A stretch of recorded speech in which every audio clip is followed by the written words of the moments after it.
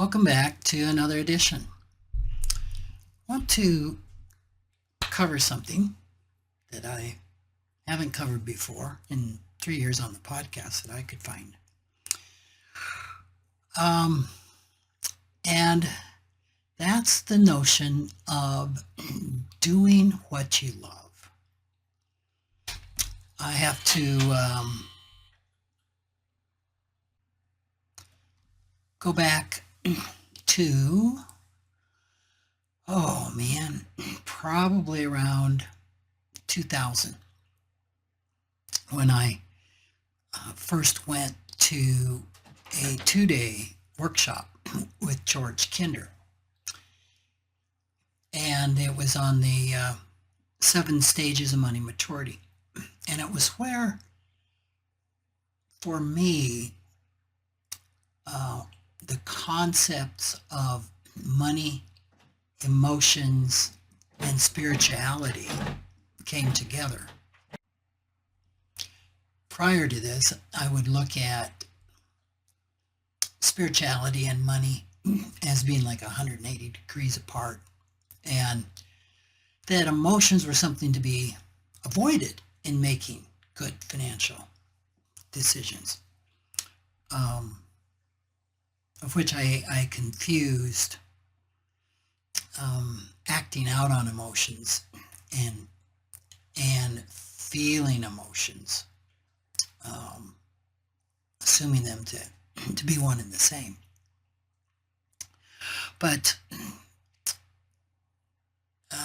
it was somewhat of a life-changing 2 days, and a number of my peers were at this training. In fact, I think there were, maybe around 75 total financial planners. And a handful of us followed George Kinder to the desert, our words, where we did a 6-day training with him. And we formed some lifelong bonds, and later became, we termed ourselves the Pioneers. And that was a group of us made up of Elizabeth Chaton, Michael Smith, Troy Jones, Marcy Yeager, Gail Coleman, Rich Coleman, Dick Wagner, Elisa Bowie, and later on Guy Cumby and Dave Yeske joined us. I think I got everybody. And we met for, I would say the better part of 3 years, maybe 3 or 4 times a year at some location where we just would have a long weekend. We had no agenda, which drove me nuts originally, and just hung out with the question of what is this this thing of combining emotions with money. And we talked a lot, explored a lot, felt a lot. And it was during this time that we embraced the notion that in doing holistic planning, what has become known as financial life planning, which is really financial coaching, that we really wanted people's money to support meaning in life. Coming from Jacob Needleman, I've talked about him many times. He wrote the seminal book in 1994, Money and the Meaning of Life.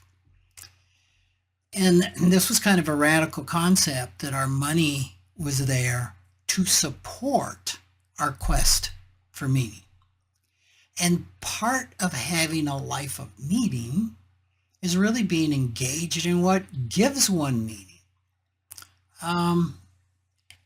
And part of that would be doing work that really was aligned with our goals and our behaviors and our values. And so that all made a lot of sense to us. And I think it does on different levels to anybody listening to this. I mean, if you can do it, why not do work you love? Why not do work that it feels more like play than work? So that was not our only focus, but it was a huge part of our focus in working with clients, was helping them go through various exercises, money script exercises, the money egg, the money atom, values assessments, just a number of different things to really boil down and try to align someone, their work with their heartfelt desires and goals. I remember early on when I started teaching the 2-day workshop that George gave. I had someone aligned, and we went, or that was in the workshop, and we went through the 3 questions, which was really, I think, the biggest thing that George has given the world. And in the 3 questions, when we were reviewing them and their answers, this one particular lady, I remember, worked part-time about 20 hours a week for a charity.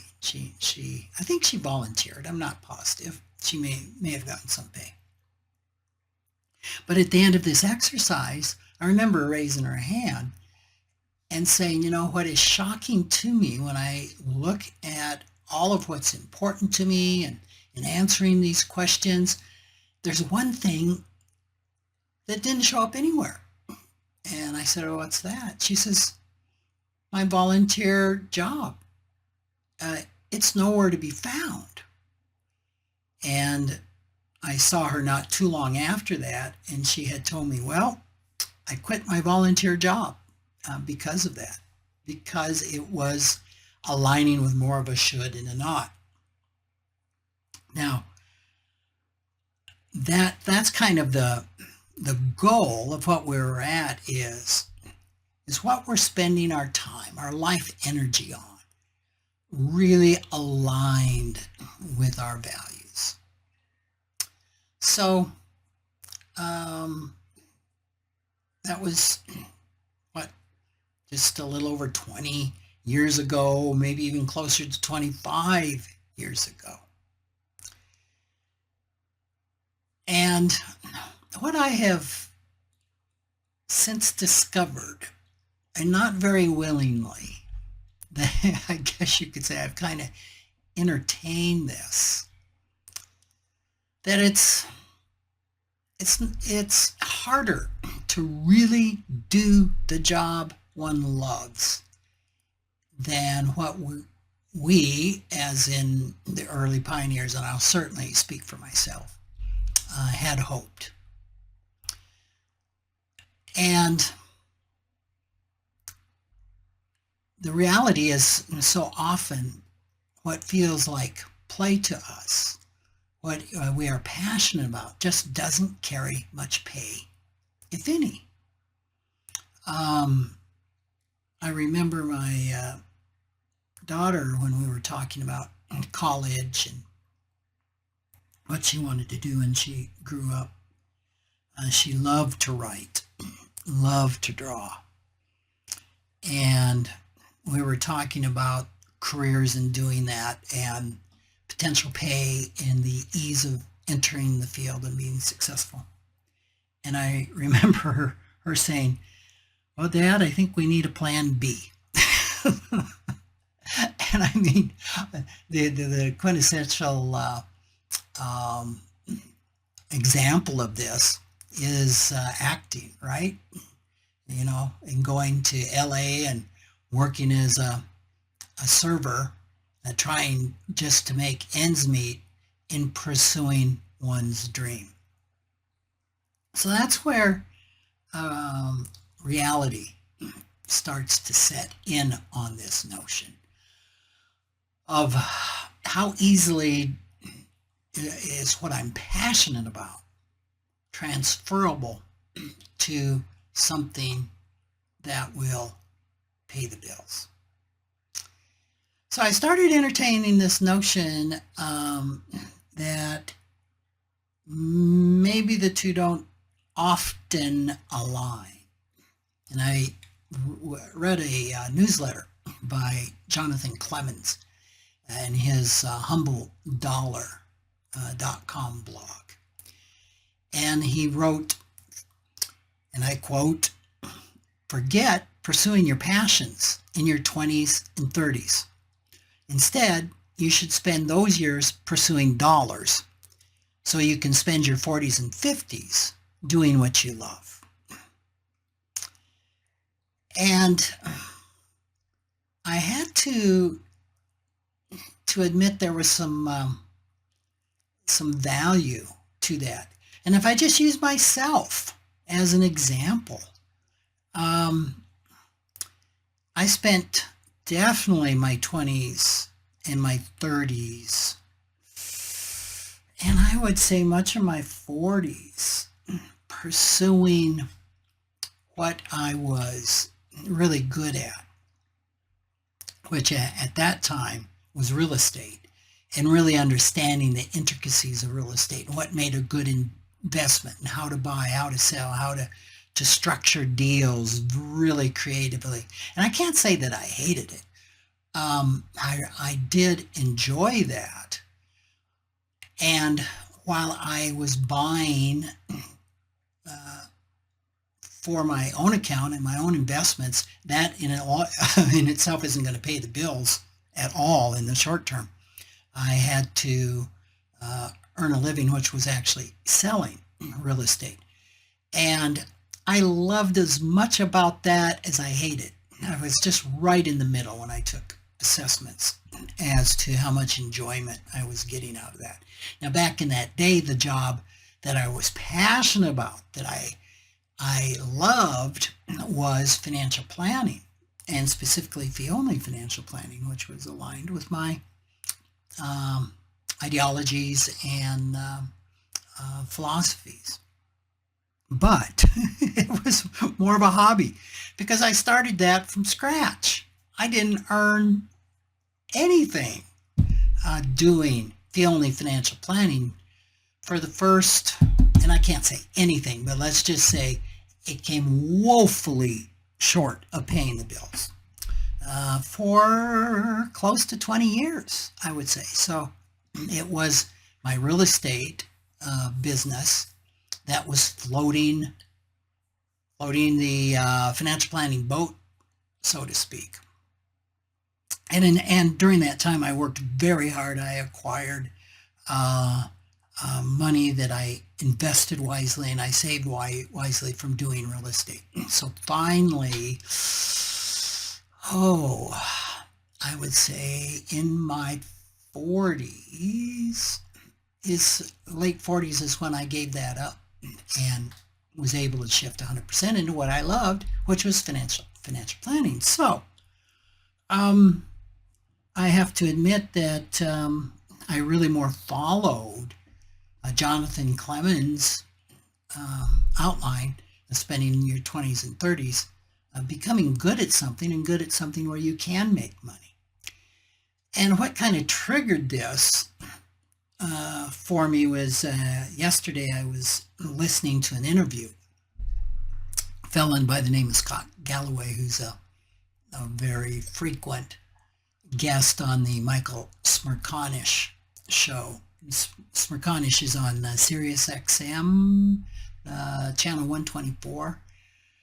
I think I've mentioned him once before in the podcast as being probably the most certifiable in the middle of the political spectrum road of any commentator out there. And that's by two services that rate how far left or how far right a person or a show, news show, liens. And this was not a political interview. I think it was an interview for his podcast where he reviews books. And Galloway has recently written a book called The Algebra of Wealth.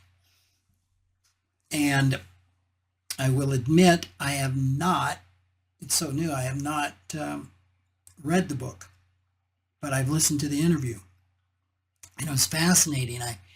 I sat in my car kind of taking notes once I had reached my designation because the interview was so interesting.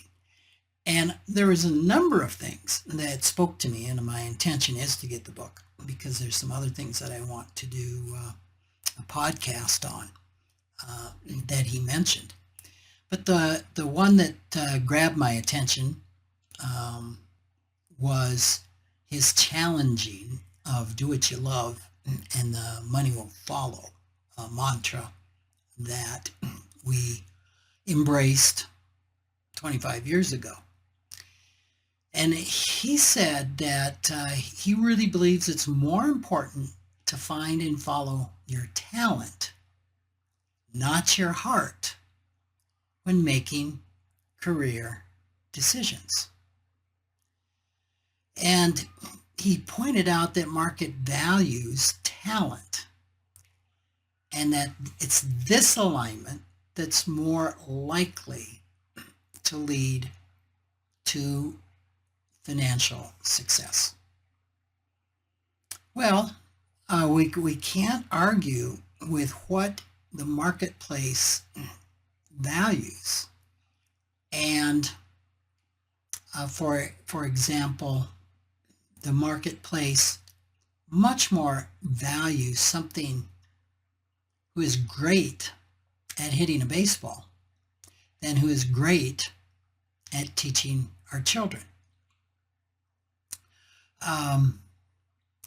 And if a person has a talent for hitting a baseball and a talent for teaching children,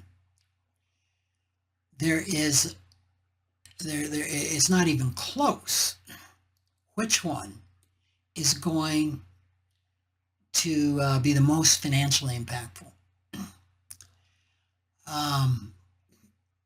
Now, if a person loves both equally, then the decision is a no-brainer. But if you're really great at baseball or maybe feel like I did about selling real estate, kind of, I like as much as and I don't like as much about it, but you're really passionate about teaching, this can be quite a dilemma. Because in one, it's like, well, I've got an opportunity to make millions of dollars. I'm not necessarily going to be enthralled with it. It's okay. I'm good at it. That's my talent. But what I really love is teaching kids. And here's where this reality really the rubber meets the road, so to speak. Because if I can endure making millions for 5, 10, 15, or 20 years, and then shifting, doing what I love, which would be teaching children, and then maybe even teaching children in a capacity where I don't even get paid, that is probably the financial win-win. And he also said something that kind of stung. He said, most of the people who advocate following your passion are already wealthy. And this really skews their perspective. Oh, man. And I had to admit, when I looked back at those of us that were preaching, follow your passion, do what you love, we were embodying that. We were following our passion. We were doing what we love. Now, were we already wealthy? Well, that's somewhat subjective, isn't it? I can assuredly say that a few were not wealthy. They had a good income, but depends what we measure wealth by. Is it income or net worth? And as far as income goes, by the Gallup definition of rich, we were all rich. I think back in that day is earning $100,000 a year or more.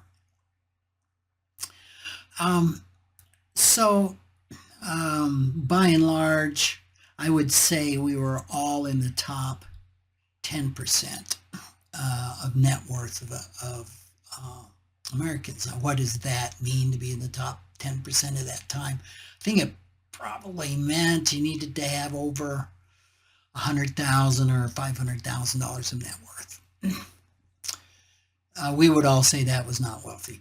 But the point being, Galloway was saying the folks preaching this typically have obtained it and are somewhat skewed. And I have to say that was true, especially for the fact that I was in my 40s. I had already done the job that I didn't like to do so much that where I built wealth. So that was a little embarrassing internally for me to admit that. So if we take that the statement of do what you love and the money will follow, an appealing belief, but let's be real, that's a money script. And like all money scripts, it's a half-truth. It works in certain circumstances and fails miserably in others. So as I was pondering this, and I did write a column on this a couple months ago, I see that the phenomena has played out in my finances again. For example, for the past 15 years, my passion has been advancing the field of financial therapy. I was a co-founder of the Financial Therapy Association. I was the co-founder of the Financial Integration Workshop, or Healing Money Issues Workshop, that we started back in around 2007 or so. I have invested a lot of time and money in developing workshops, programs, written materials. In the last 5 years or so, I've invested a lot of time, especially during the pandemic, of learning skills in internal family systems therapy that I have applied to financial therapy. And all of this has been really exciting. It's really juiced me. And it's probably been one of the more exciting times of my financial career. And I think more so recently, just witnessing the financial transformations in my financial therapy clients' financial behaviors, and just seeing the exponential growth in them and growth in this field in general. However, if I had to rely solely on the income from this endeavor, my net worth would be much lower. I had originally written I'd probably be bankrupt, and I don't know that that would be true, but it's possible my retirement would not be as assured as it may be today, because my expenses far exceeded any income from doing financial therapy. So as you know, I have two firms, a financial planning firm and a financial therapy firm. And my primary job, my primary occupation is as a financial life planner. Just like my primary occupation was in real estate when I was building the dream of of being a financial planner, now the foundation that's bringing in the income is financial life planning that supports the passion of financial therapy and combining IFS with financial therapy and I want to say playing because that's often what it's felt like. Just with developing that. So, I mean, the good news is that the skills that I've gained in learning financial therapy have benefited my financial life planning clients. It's improved my financial planning practice. So that it hasn't been a loss necessarily, because the most important thing in financial planning, financial life planning is the relationship and the relationship skills of the planners in really being able to deeply listen to their clients and be an agent of change, facilitate financial health. The point being, if I was just doing financial therapy, it would not support my lifestyle. And sadly,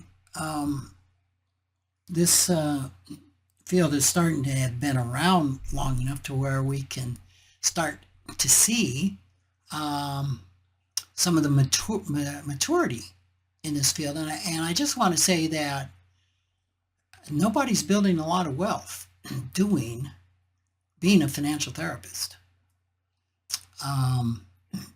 It's still really a discipline of passion, more than a discipline of making a really nice living.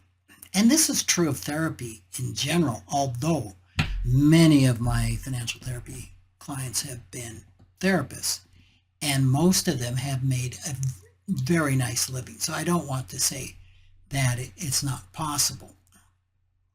But financial therapy is still a new niche. And I just know that if that's all I was doing, I had better have another income to support that. So all of this underscores my main point is we need to balance our play with our pay. And I'm going to close with this one story. I once attended a conference where a speaker shared how her life was changed when her fiance was murdered in front of her, and she was in her 20s. And this horrible tragedy led her to work with grieving individuals. And she delivered one of the best presentations on grief that I have ever heard. Afterwards, she was sitting beside me, and I just praised her talk. And I asked her, where do you practice? And she replied, well, Rick, I'm not a therapist. I'm a portfolio manager. Her passion was helping those in grief, but her lucrative day job involved managing hundreds of millions of dollars. And she told me she hoped to eventually quit and follow her passion full time, though she really felt conflicted about this because it went against the common advice of the community that we were in, which was pursuing what you love. And I told her, I heard these words come out of my mouth, there's nothing wrong with doing what you don't like, so someday you can afford to do what you love. She was so surprised and grateful and told me I really needed to hear that. And maybe you need to hear this too. I don't advocate staying in a soul-crushing job, but sometimes an okay job that provides financial stability can enable you to pursue your passions outside of work. The key is finding a balance that meets both your financial and emotional needs. Thanks so much for joining me.